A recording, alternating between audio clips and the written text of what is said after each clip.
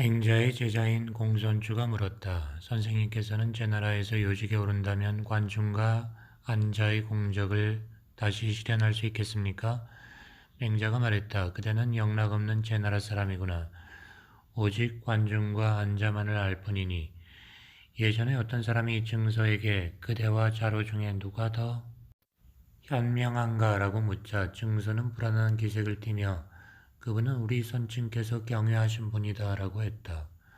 그러자 또 그렇다면 그대와 관중은 누가 더 어진가라고 묻자 증서는 얼굴을 붉히고 불쾌해하며 그대는 어떻게 나를 관중에 비교하는가?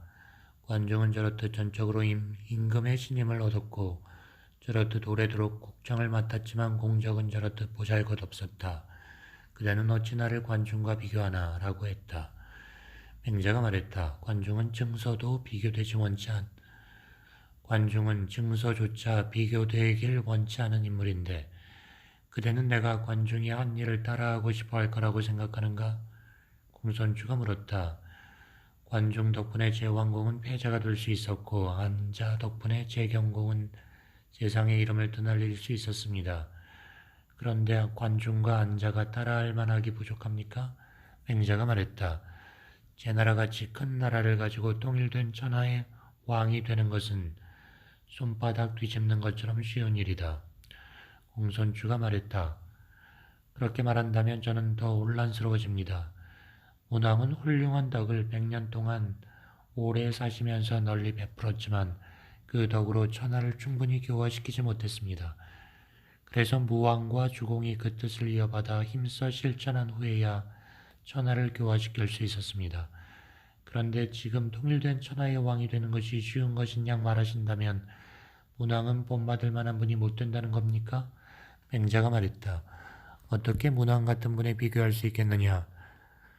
당시 상황을 보면 탕왕부터 20대 임금이 무정에 이르기까지 어질고 성스러운 임금 6, 7명이 있어 어진 정치를 하였기에 천하 사람들의 마음이 은나라로 돌아간 지가 오래되었고 오래되었기에 쉽게 바뀌지 않았다.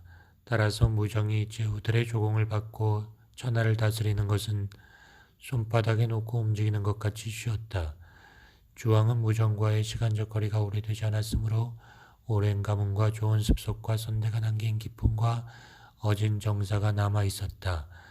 미자와 미중, 왕자 비강과 기자, 교격과 같은 이들이 있었는데 모두 어진 이들이었다. 그들이 주왕을 도왔던 까닭에 포악한 정치를 하면서도 오랜 시간이 지난 뒤에야 천하를 잃은 것이다. 당시에 한 치의 땅도 주왕의 소유가 아닌 것이 없었고 한 사람의 백성도 주왕의 신하가 아닌 사람이 없었던 반면 문왕은 사방 각 백리의 만땅을 가지고 왕도 정치에 위협을 세우려 했으므로 어려움이 있었던 것이다. 문왕은 사방 각 백리의 땅만을 가지고 왕도 정치에 위협을 세우려 했으므로 어려움이 있었던 것이다. 제 나라 사람들이 하는 말 중에 출중한 지혜를 갖는 것보다 유리한 기회를 잡는 것이 낫고 좋은 농기구를 갖는 것보다 적절한 농사철을 기다리는 것이 낫다는 것이 있는데 지금이야말로 왕도 정치를 행하기 쉬운 때이다. 아나라와 은나라, 주나라는 가장 번성한 때에도 땅이 사방 각 천리를 넘지 못했지만 제 나라는 그만큼 넓은 땅을 가지고 있다. 또 제 나라에는 현재 수도에서 사방의 국경에 이르기까지 어디서든 다구는 소리와 깨지는 소리를 들을 수 있을 정도로 많은 백성이 있다. 그러니 땅을 더 넓힐 필요도 없고 백성을 더 모을 필요도 없다. 이제 단지 어진 정치를 베풀고 왕도 정치를 실행하기만 한다면 누구도 제 나라의 군주가 통일된 천하의 왕이 되는 것을 막을 수 없다. 어진 왕이 나타나 어진 정치를 펴지 않는 적이 요즘처럼 오래된 적이 없고 백성들이 포악한 정치에 시달리는 것이 요즘처럼 심한 적이 없었다. 줄인 사람은 먹는 음식에 까탈스럽지 않고 목마른 사람은 마실 물에 까탈스럽지 않다. 공자도 말하기를 떡이 흘러 퍼져나가는 것은 파발마가 명령을 전달하는 것보다 빠르다고 했다. 지금 이런 때에 제 나라와 같은 만승의 경제력을 지닌 큰 나라가 어진 정치를 행하면 백성들은 마치 거꾸로 매달렸다 풀려난 것처럼 기뻐할 것이다. 그러므로 이런 옛날 사람의 절반만을 해도 그 효과는 틀림없이 갑절이나 될 것이다. 지금이 그러한 때이다. 공손주가 물었다. 선생님께서 제나라 재상의 직책을 맡아 선생님의 뜻을 펼치게 되면 그로 말미암아 작게는 폐업을 이루게 될 것이고 크게는 왕업을 이루게 될 것임은 분명합니다. 그런데 그런 지위에 있으면 선생님께서는 마음이 동요됩니까? 그렇지 않습니까? 맹자가 말했다. 그렇지 않을 것이다. 나는 40이 되고부터 마음의 동요가 없어졌다. 공손주가 말했다. 그렇다면 선생님은 맹분보다 뛰어나십니다. 맹자가 말했다. 마음이 동요되지 않는 것은 어렵지 않다. 고자 같은 사람도 나보다 더 일찍이 마음의 동요가 없게 되었다. 공손주가 물었다. 마음이 동요되지 않게 하는데 방법이 있습니까? 있다. 북궁류는 용기를 기르고 마음을 동요하지 않게 하는 데 있어서 칼에 찔려도 살갗조차 움찔하지 않고 눈이 찔려도 부릅뜨고 쳐다보지 않았다. 털끝만큼이라도 남에게서 모욕을 당하면 저자글이나 조종에서 배를 맞는 것 같이 생각했다. 누더기를 걸친 천한 사람은 물론 만승의 부여를 지닌 군주에게도 모욕을 당하는 것을 참지 않았다. 만승의 부를 지닌 군주를 찔러 죽이는 것을 누더기를 걸친 천한 사람을 찔러 죽이는 것 같이 생각했다. 제후도 무서워하지 않았고 자신에 대한 나쁜 소문을 들으면 반드시 보복했다. 맹시사는 용기를 기르고 마음을 동요하지 않게 하는 데 있어 나는 이길 수 없을 것 같은 적군도 이길 것처럼 상대한다. 만약 적군의 역량을 가늠해 본 후에 전진하고 승패를 가늠해 본 후에 진격한다면 이는 적군의 대병력을 두려워하는 것일 뿐이다. 난들 어떻게 전쟁에서 매번 이길 수만 있겠는가? 단지 나는 어떤 것도 두려워하지 않을 뿐이다 라고 말했다. 맹시사는 증자와 비슷하고 북공유는 자아와 비슷하다. 두 사람의 용기 중 어떤 것이 나은지 모르겠지만 맹시사는 간략한 요령을 지켰다. 과거 증자가 제자인 자양에게 말했다. 그대는 용기를 좋아하는가? 나는 용기에 대해서 선생님께 들은 적이 있다. 스스로를 돌이켜보아서 옳지 않다면 누더기를 걸친 비천한 사람에 대해서도 두려움을 느끼게 될 것이고 스스로 돌아봐 옳다면 천군만마가 쳐들어와도 용감하게 대적할 수 있을 것이다. 맹시사가 용기를 기름에 단지 두려워하지 않는 길을 지닌 것은 증자가 간략한 요령을 지닌 것만 못하다. 공손주가 물었다. 선생님의 부동심과 고자의 부동심은 어떠합니까? 고자가 이렇게 말했다. 남의 말에서 이해되지 않는 것이 있더라도 자기의 마음에서 그것을 이해하려고 고민하지 말고 자신의 마음에서 편안하지 못한 것이 있더라도 기에서 그것을 해결하려고 하지 말아라. 자신의 마음에서 편안하지 못한 것이 있더라도 기에서 그것을 해결하려고 하지 말라는 말은 옳지만 남의 말에서 이해되지 않는 것이 있더라도 자기의 마음에서 그것을 이해하려고 고민하지 말라는 말은 옳지 않다. 의지는 기를 통하는 것이고 기는 몸을 가득 채우고 있는 것이다. 의지가 먼저 있고 기는 그것을 따른다. 그러므로 의지를 굳게 지니며 기를 함부로 움직여서는 안 된다. 공손주가 물었다. 선생님께서 의지가 먼저 있고 기는 그것을 따라간다고 하시고서 또 의지를 굳게 지니며 기를 함부로 움직여서는 안 된다고 하신 것은 무슨 뜻입니까? 일반적으로는 의지가 전일하게 되면 기를 움직이지만 간혹 기가 전일하게 되어 의지를 움직이기도 한다. 예를 들면 사람이 엎어지거나 달리는 것은 기의 작용이지만 도리어 그것이 마음을 움직이기도 한다. 선생님은 어떤 점에서 뛰어나십니까? 나는 남의 말을 잘 이해하며 나의 호연지기를 잘 기른다. 호연지기란 무엇인가요? 말하기 어렵다. 그 기의 됨다미는 지극히 크고 지극히 강한데 올고즘으로써 기르고 해치지 않는다면 하늘과 땅 사이를 가득 채우게 된다. 그 기의 됨됨이는 의와 도를 짝으로 삼기에 이것들이 없으면 위축된다. 그것은 의가 쌓여서 생기는 것이지 우연히 한번 나의 어떤 행위가 의에 부합되었다고 생기는 것이 아니다. 행동하면서 마음이 흡족하지 않은 데가 있다면 이 호연지기는 위축된다. 내가 고자는 아직 의에 대해서 모른다고 한 것은 그가 의를 외재적인 것으로 생각했기 때문이다. 반드시 의를 실천하는 일을 하되 결과에 집착하지 말아야 하고 의를 실천해야 한다는 것을 마음에서 잊어서도 안 되지만 억지로 조장해도 안 된다. 다음에 송나라 사람과 같이 해서는 안 된다. 송나라 사람 중에 곡식에 싹이 자라지 않는 것을 안타깝게 여겨 싹을 뽑아 올려준 자가 있었다. 그가 필요한 기색으로 집에 와서는 가족들에게 오늘은 힘들었다. 내가 싹이 자라는 것을 도와주었다. 라고 했다. 그의 아들이 달려가 보니 싹은 이미 시들어 버렸다. 전하에서 곡식이 자라는 것을 조장하지 않는 사람이 적다. 오연지기를 기르는 것이 무익하다고 해서 내팽개치는 것은 김매지 않는 것과 같고 오연지기를 억지로 조장하는 것은 싹을 뽑아 올려주는 것과 같다. 조장하면 무익할 뿐 아니라 해를 끼친다. 남의 말을 안다는 것은 어떤 의미입니까? 편파적인 말을 들으면 그 말을 하는 사람이 어떤 것에 의해 가려져 있음을 안다. 또를 지나친 말을 들으면 그 말을 하는 사람의 마음이 어떤 것에 빠져 있음을 안다.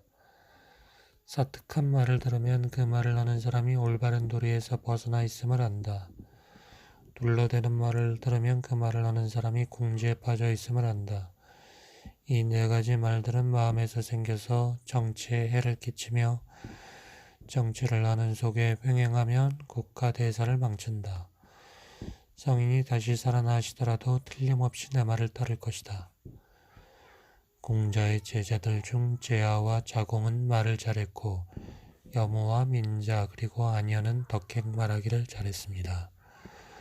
공자께서는 두 가지를 다 갖췄으면서도 나는 말하는 데에는 재능이 없다고 하셨습니다. 그런데 선생님께서는 사람들의 말에 대해서도 잘 하시는 데다가 오연지기를 잘 가르쳐서 덕행에도 뛰어나시니 성인이십니다. 아니 그게 무슨 말이냐. 과거 자공이 공자께 선생님은 성인이십니다 라고 말하자 공자께서는 성인의 경지는 내가 넘볼 수 없으며 나는 단지 배우기 싫어하지 않고 가르치기를 게을리하지 않는 사람일 뿐이다 라고 하셨다. 그러자 자공이 배우기를 싫어하지 않는 것이 지혜로움이고 가르침을 게을리하지 않는 것이 어짐입니다. 어질고 지혜로우시니 선생님은 성인입니다. 라고 했다. 성인의 경지는 공자께서도 자처하지 않으셨던 것인데 그런 말이 무슨 말이냐. 제가 예전에 듣기를 자하와 자유 그리고 자장은 모두 성인의 한 요소만을 지니고 있었고 여무와 민자 그리고 안여는 성인의 전체적 요소를 갖추고 있었으나 그 정도가 미미했다고 했습니다. 선생님은 이들 중 어떤 경우에 해당되는지요? 그런 이야기는 그만하자. 백이와 이유는 어땠습니까? 처세의 방법이 달랐다. 백이는 자기가 생각하는 이상적 군주가 아니면 섬기지 않고 자기가 생각하는 이상적 백성이 아니면 부리지 않았고 세상이 평화로우면 벼슬에 나가고 어지러우면 물러난 인물이다. 이유는 누구를 섬긴들 내 군주가 아니며 누구를 부린들 내 백성이 아니겠는가 생각해서 평화로워도 벼슬에 나가고 어지러워도 벼슬에 나간 인물이다. 공자는 벼슬할 만하면 벼슬하고 그만둘 만하면 그만두고 오래 머물 만하면 오래 머물고 빨리 떠날 만하면 빨리 떠난 인물이다. 그들은 모두 옛날의 성인이었다. 나는 아직 실제로 그렇게 실행한 적은 없지만 내가 하고 싶은 일은 공자를 따라 배우는 것이다. 백이와 이온이 공자와 이렇게도 대등합니까? 아니다. 사람이 생겨난 이래로 아직 공자 같은 분은 없었다. 그렇다면 세 성인에게 공통점이 있나요? 있다. 만약 그분들이 백리의 땅을 얻어 군주 노릇을 한다면 모두 제후들이 조근을 오게 하고 천하를 소유할 수 있을 것이다. 그러나 설령 옳지 않은 일을 한 가지만 저지르거나 죄 없는 사람을 하나만 죽인다면 곧바로 처단을 얻게 될 것이라 유혹할지라도 그분들은 모두 결코 그런 일을 하지 않을 것이다. 이것이 공통점이다. 그분들의 차이점은 무엇인지요? 제아와 자공과 유약 같은 이들은 지혜가 성인을 이해하기에 충분했다. 그러므로 설령 그들이 아무리 못난 사람들이라 할지라도 사사로이 좋아하는 이에게 근거 없이 아첨하는 따위의 일은 하지 않았다. 제아는 내가 선생님을 관찰해 본 바로는 유나 순보다 더 현명하시다고 했다. 자공은 한 나라의 예법을 보면 그 군주의 정치를 알 수 있고 한 나라의 음악을 들으면 그 군주의 덕을 알 수 있다. 100세의 뒤에서 100세 동안의 군주들을 평가해 본다면 어떤 군주도 이러한 평가 기준에서 벗어날 수 없다. 이런 기준으로 볼 때 사람이 생겨난 이래로 선생님만한 분은 없었다라고 했다. 유약은 어떻게 사람의 경우에만 그렇겠는가?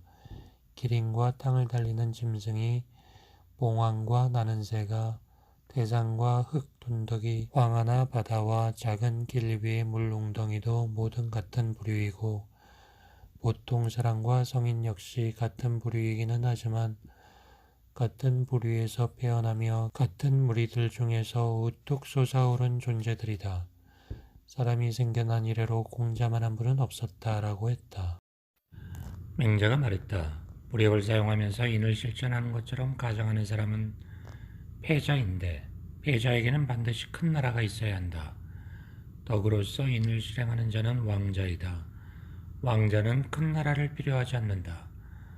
탕왕은 사방 70리의 땅으로 인을 실행했고 문왕은 사방 100리의 땅으로 인을 실천했다.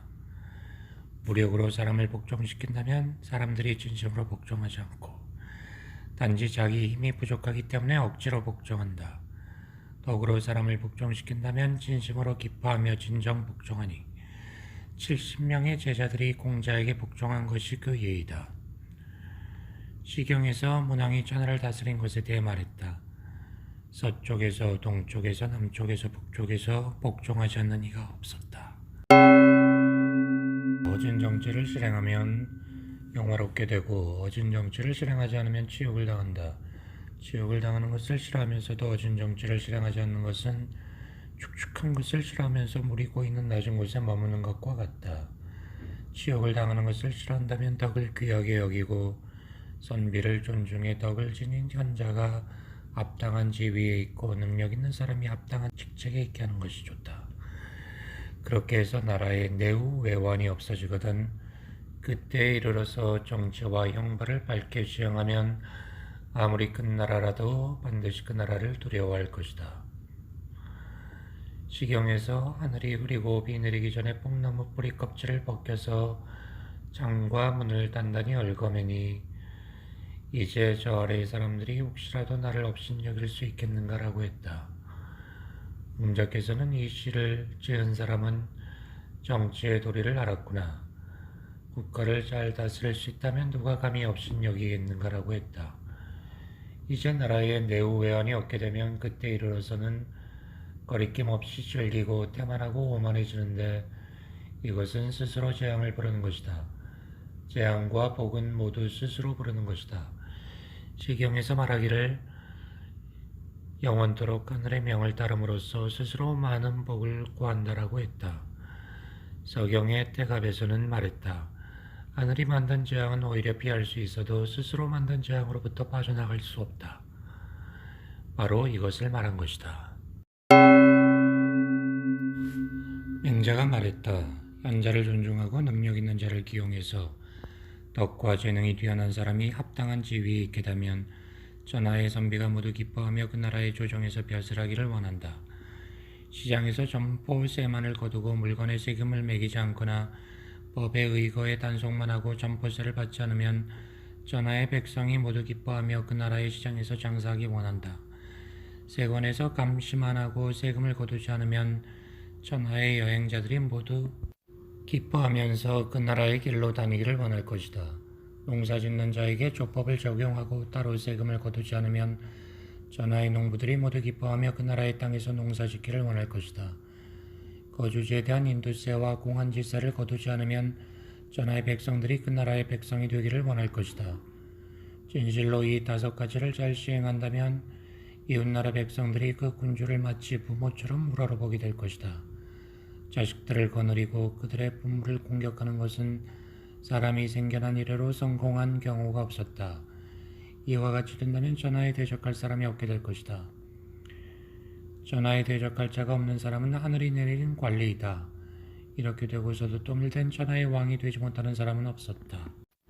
맹자가 말했다. 사람은 누구나 차마 남의 고통을 외면하지 못하는 마음, 불인, 인지심을 가지고 있다.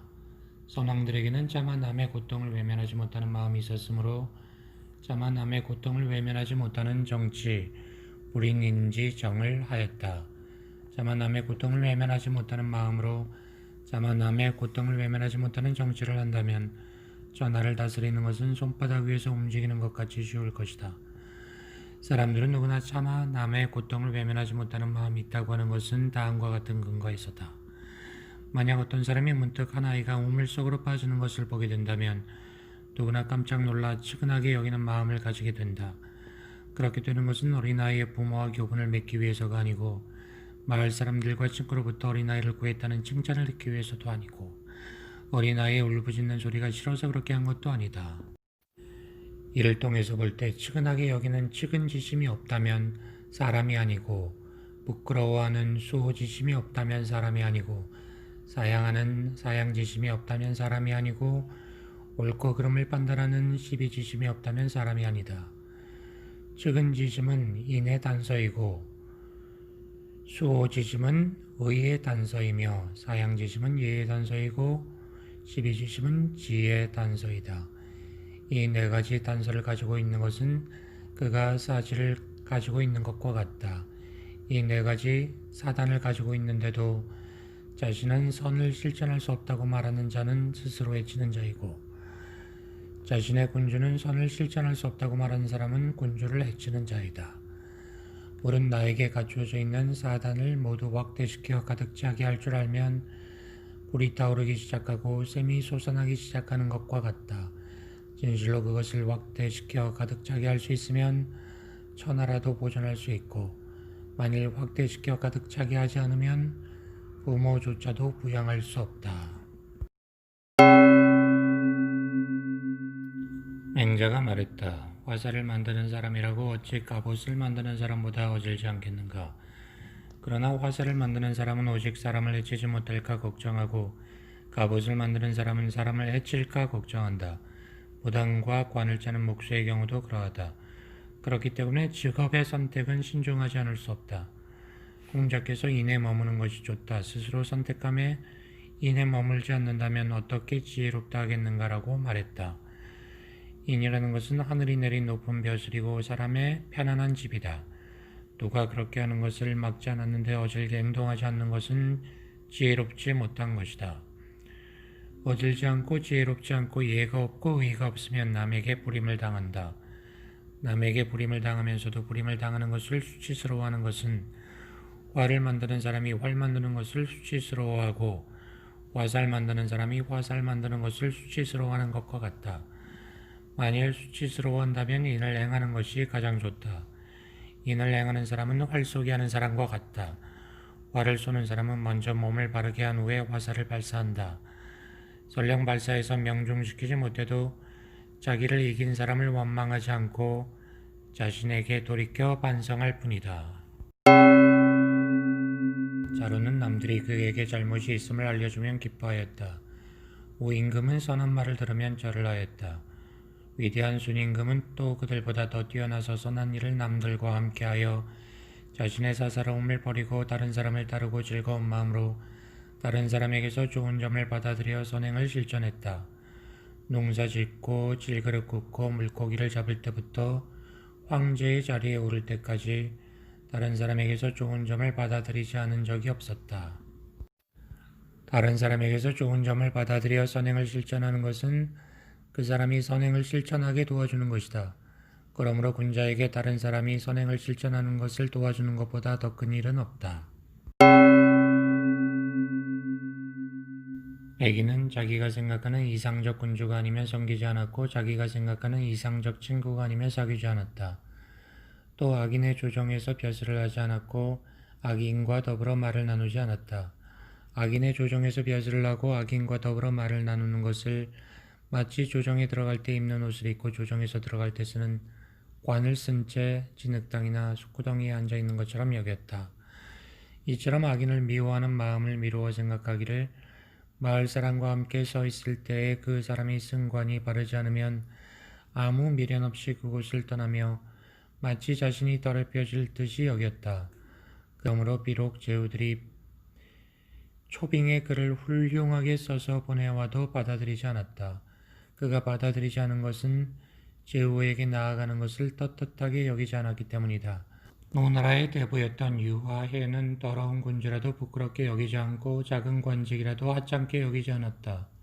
관직에 나아가서는 자기의 재능을 숨기지 않고 반드시 자신의 도에 따라 일을 처리했다. 군주에게 버림받아 기용되지 않아도 원망하지 않았고 공공한 상황에 처해도 근심하지 않았다. 그래서 너는 너고 나는 나다. 네가 아무리 내 옆에서 옷을 벗고 알몸을 드러내는 무리한 짓을 한들 네가 어떻게 나를 더럽힐 수 있겠는가 라고 말했던 것이다. 그러므로 태연하게 남들과 함께 있으면서도 스스로를 잃어버리지 않았고 남이 끌어당겨서 만류하면 머물렀다. 남이 끌어당기며 만류하면 머물렀던 까닭은 떠나가는 것을 떳떳하게 여기지 않았기 때문이다. 맹자가 말했다. 백인은 마음이 좁고 유화에는 공경스럽지 못했다. 마음이 좁고 공경스럽지 못한 것을 군자는 따르지 않는다.